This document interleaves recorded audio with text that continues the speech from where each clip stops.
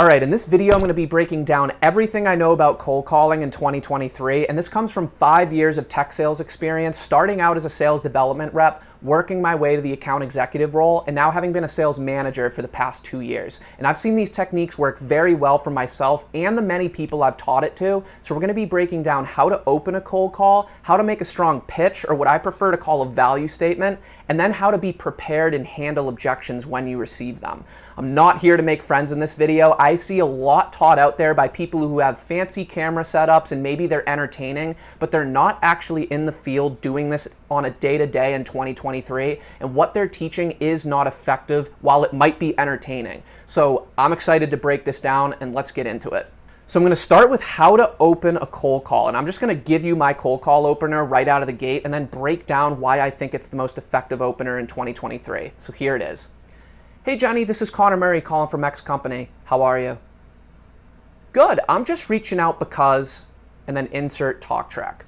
So you might already be thinking, Connor, really, why am I on this video? All you said is, how are you? Do you even know what you're talking about? And to that I say, simple is better wherever possible. And I think a lot of people are looking for an answer that sounds smart or is more complicated than it needs to be. So notice what I didn't do. I didn't ask if they had time to talk. I didn't ask if they have 27 seconds for me to tell them why I'm calling. I didn't say, hey, I'm a little lost here. Can you help point me in the right direction? I just went right into it and signaled confidence. Hey Jenny, this is Connor Murray calling from X company. How you doing? Good, I'm just reaching out because... So a lot of what's taught out there, things like, hey, do you have 27 seconds for me to tell you why I'm calling? And they'll tell you, well, if you say 27 seconds, it's a pattern interrupt and they're not used to it, so you'll get their attention. Or if you lead off with, I'm a little lost here, people like to help out. And people love to hear these psychological answers that sound smart, but in reality, under the hood, what that is signaling is that you are not enough or valuable as is, and you have to play games and tricks in order to get their attention. When I say, how are you, confidently with that downward inflection, I'm signaling that I am confident and I'm going to tell you why I'm calling, and I just merely need a formality from you. Think of someone like Jeff Bezos or Mark Cuban, these top business people in the world. Do you think if they had a good business idea and they were going to call someone to talk about it, that they would lead off saying, hey, do you have 27 seconds for me to tell you why I'm calling? No, they would lead assumptively and be like, hey, so-and-so, I got a good business idea. When are you free to discuss? Like, they are valuable enough as is. So yes, while we are not Jeff Bezos or Mark Cuban, we can use these same principles on the phone. So notice how when I say how are you or how you doing, either works. I say it with a downward inflection that signals a formality. So if you listen again, hey Jenny, this is Connor Murray calling from X company. How are you? I didn't say, hey Jenny, this is Connor Murray calling from X company. How are you today? The second one, that downward inflection, signals that I'm giving them a formality, and all I want them to do is give me a formality back, and then I'm going to tell them why I'm calling by saying, good, I'm just reaching out because... So I'm the one who takes control.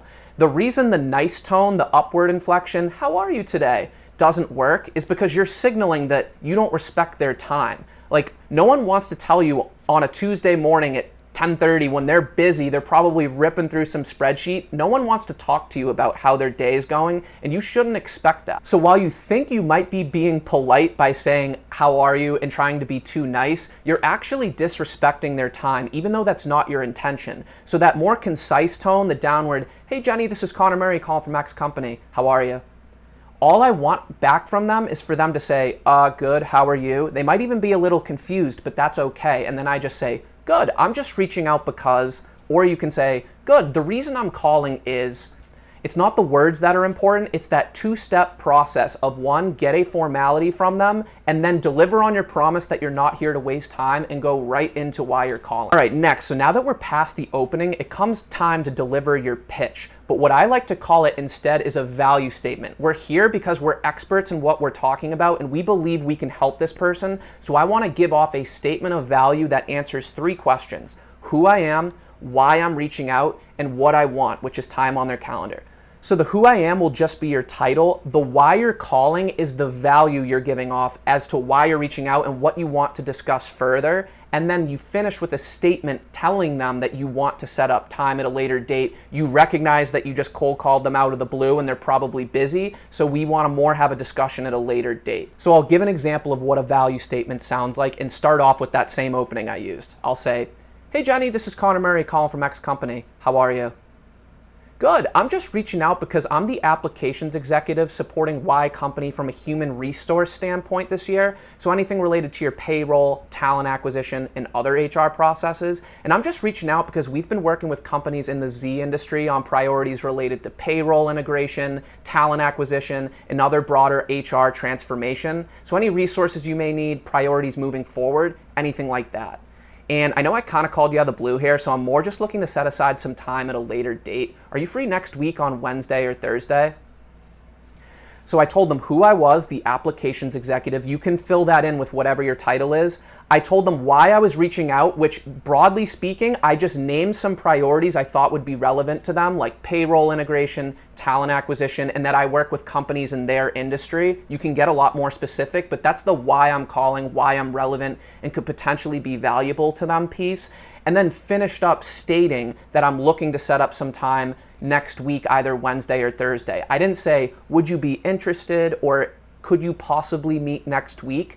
Those are passive language, and that will kill your cold call. Even if everything else was great, if you finish up saying, I'd love to set up some time, would you possibly be free next week? You more want to state strongly, I'm looking to set up some time, or let's set up some time. The reason this is effective is because when someone answers the phone and they realize, I don't know this person and this is a cold call, there's three things that are subconsciously going on in their head. They're thinking, who is this person? Why are they calling me? And what do they want? So I like to answer those three things out of the gate because it's going to prevent a lot of objections that you would normally receive. If you make a strong value statement, you've answered their three primary questions. And what this has now done has created a scenario where they can only give me a yes or a no answer. Either they'll say, yeah, I am free on Wednesday at 3:30, in which case your work's done, wrap it up quick and book the meeting, or they'll say no, but they'll have to give you a reason why. They'll give you an objection. So now we're at the objection handling piece. So my philosophy on handling objections is you want to continue selling time. What we're selling is 15, 20, 30 minutes of time at a later date to discuss. I don't want to sell them on what I'm actually proposing on a cold call because they're not in a state where they're ready to listen to my value proposition. And if I only get one shot at this, which is the case many times, I want to be doing this when we have agreed upon time set aside. I can properly prepare. They're ready to listen to my message. So an example of selling time would be if they gave me an objection, hey, Connor, thanks for reaching out, but we already work with a competitor, so I don't think it makes sense to meet. A lot of people's immediate instinct will be to ask them questions like, how's that competitor going for you? What do you rate them on a scale of 1 to 10? What do we need to do to get you to a 10? And remember that they're probably very busy right now. That is a tough sell to convince them on a cold call that they should all of a sudden not like their competitor and have some massive realization and should consider going with you instead. What is an easier sell is selling time. So here's what I would say if someone gave me that objection, we already work with a competitor. I would say, got it. Yeah, that's actually why I was reaching out. We work with customers of X competitor all the time. This is more just to get introduced and aligned going forward because we'll be your main points of contact in this area for at least the next year. So any resources or priorities going forward, anything like that. So does Thursday work for you?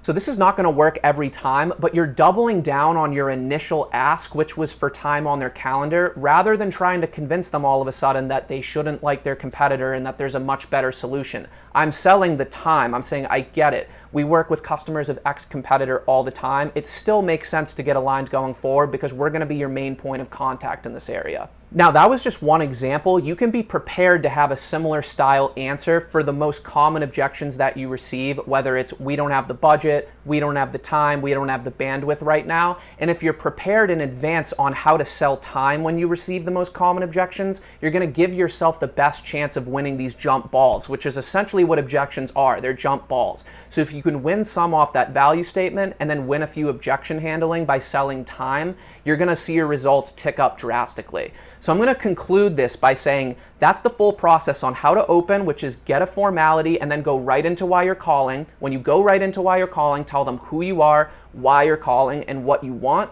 And then get that yes or no answer. Yes, book the meeting. No, continue selling time and give yourself the best chance. And what I call this whole process is, just think of it like a cold call batting average. Despite doing all of this perfectly, in sales, you're never going to win the majority. It's very similar to baseball, where the best baseball players in the world bat about 300. For every 10 at-bats they get, they'll only get a hit 3 times out of 10. 7 out of 10 times, they're going back to the dugout with their head down. But they're not breaking their bat in half, because they know that's not their goal, to set 9, 10 out of 10. Hit 9, 10 out of 10. It's the same thing in cold calling. All we're trying to do here is win 2, 3, 4 out of 10. So if you can start to observe, where are my cold calls going wrong when they do? Is it at the opening? Then you probably have to work on that downward inflection and getting a formality. Is it after the value statement? Then you probably have to practice delivering a strong who you are, why you're calling, what you want. Or are you not winning many objections? In which case, which objections are you struggling most with? But this is how you turn cold calling into a scientific process that you can improve on over time. So I hope these tips resonated with you. I think it's different than a lot of what I see taught out there. A lot of what I see taught out there sounds good, it sounds entertaining, it sounds smart, but it's not taught by people who are actually in the field doing this on a day-to-day. So let me know what you think. If you enjoyed, subscribe, and I'll see you on the next one.